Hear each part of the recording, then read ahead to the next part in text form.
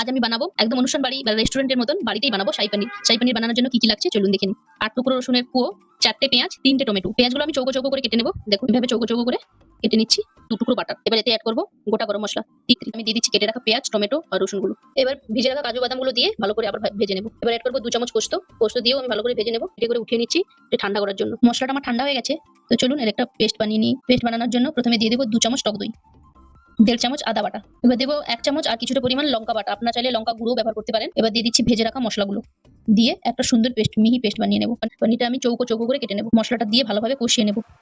আর এখানে গ্যাসের ফ্লেম একদম মিডিয়াম রাখতে হবে, আর অনবরত খুন্তি নাড়াতে হবে যাতে নিচে না লেগে যায়। মশলাটা নাড়তে নাড়তে দেখুন কালারটা অনেকটা চেঞ্জ হয়ে গেছে। আমার কষানো হয়ে গেছে, দেখুন উপর থেকে পুরো তেল ছেড়ে দিয়েছে আর মশলাটা নিচে লেগে যাচ্ছে না। আর কালারটা দেখুন মশলাটা আর কতটা পরিমাণ কমে এসেছে মশলাটা। এবার অ্যাড করছি গরম জল, কারণ বাটারে লবণ থাকে, তার জন্য গ্রেভিটা আমি চেক করে তারপর লবণটা দিচ্ছি। চাপে রাখা পনিরগুলো দিয়ে ভালোভাবে আর কিছু সময় রান্না করে নেবো, তাহলেই তৈরি হয়ে যাবে শাহী পানির অনুষ্ঠান বাড়ির মতন। আপনারা অবশ্যই বাড়িতে একবার ট্রাই করে দেখবেন।